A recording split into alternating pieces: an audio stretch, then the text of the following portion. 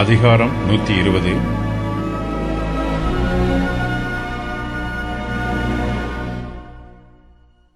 ஆரோகண சங்கீதம்.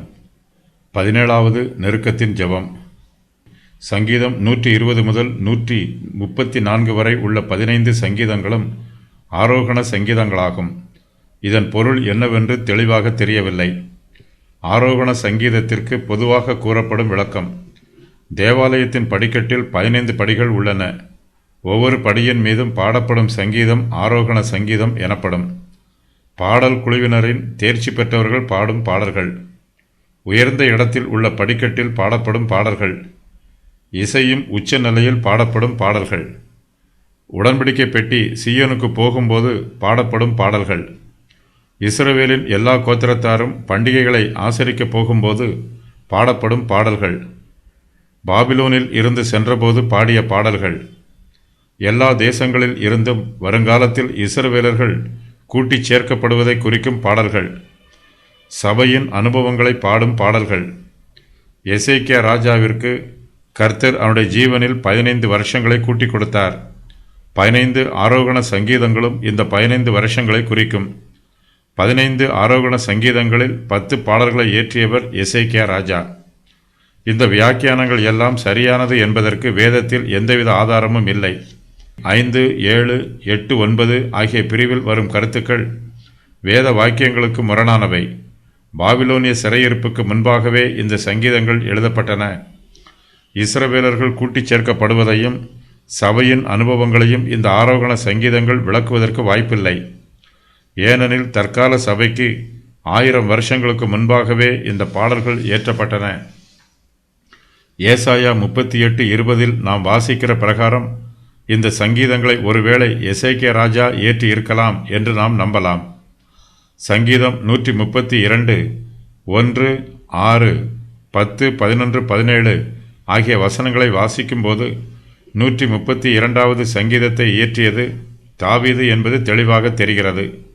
ஆரோகண சங்கீதங்களை யூதர்கள் எந்த சூழ்நிலையில் பயன்படுத்தினார்கள் என்பது தெளிவாக தெரியவில்லை. வேதத்தில் மற்ற இடங்களிலும் ஆரோகணம் என்னும் சொல் தெளிவாக விளக்கப்படவில்லை. 15 ஆரோகண சங்கீதங்களை 3 பிரிவுகளாக பிரிக்கலாம். ஒவ்வொரு பிரிவிற்கும் 5 சங்கீதங்கள்.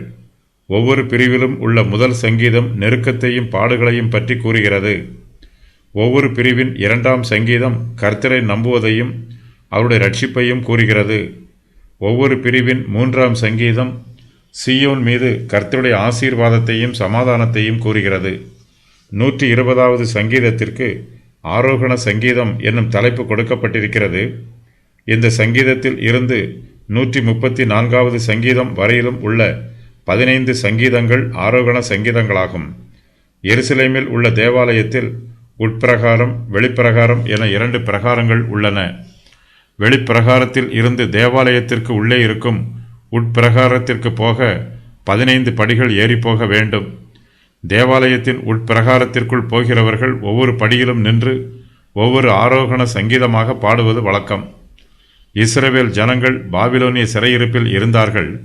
அவர்கள் சிறையிருப்பில் இருந்து விடுவிக்கப்பட்டு தங்கள் தேசத்திற்கு திரும்பி வந்தபோது அவர்களுடைய பிரயாணங்களில் பல்வேறு சம்பவங்கள் நடைபெற்றன. அவர்கள் வெவ்வேறு சூழ்நிலைகளை கடந்து வந்தார்கள். இஸ்ரவேல் புத்திரர் ஒவ்வொரு சூழ்நிலையிலும் ஒவ்வொரு ஆரோகண பாடல்களை பாடினார்கள் என்றும் வேத பண்டிதர்களில் சிலர் கருத்து சொல்லுகிறார்கள். தாவீது இந்த சங்கீதத்தை எழுதியிருக்க வேண்டும் என்பது பொதுவான கருத்து. தோவேக்கு தாவீதை தூஷித்த போதோ அல்லது ஆசாரியர்கள் தாவீதை பற்றி சவுல் ராஜாவிடம் முறையிட்ட போதோ தாவீது இந்த சங்கீதத்தை எழுதியிருக்கலாம். இந்த சங்கீதமும் 52வது சங்கீதமும் ஒரே சூழ்நிலையில் எழுதப்பட்டிருக்க வேண்டும் என்று ஒரு கருத்து உள்ளது. கர்த்தருடைய பரிசுத்த ஸ்தலத்தை விட்டு தாவீது துரத்தப்பட்டிருக்கிறார். அந்நிய தேசத்திலே புறஜாதியார் மத்தியிலே ஜீவிக்கிறார். இந்த சூழ்நிலையில் தன் மீது தவறாக குற்றம் சாட்டுகிறவர்களிடமிருந்து கர்த்தர்தாமே தன்னை மீட்டுக்கொள்ள வேண்டும் என்று தாவீது ஜெபம் பண்ணுகிறார். சத்துருக்களின் பொய் உதடுகளுக்கும் கபட நாவுகளுக்கும் தன்னுடைய ஆத்மாவை தப்புவிக்குமாறு தாவீது கர்த்தரிடத்தில் விண்ணப்பம் பண்ணுகிறார். துன்மார்க்கருக்கு விரோதமாக தேவனுடைய நீதியான நியாய தீர்ப்பு கொடுக்கப்படும். தாவீது தன்னுடைய சத்துருக்களோடு சமாதானத்தை நாடுகிறார். அவர்களோ யுத்தத்திற்கு எத்தனம் பண்ணுகிறார்கள்.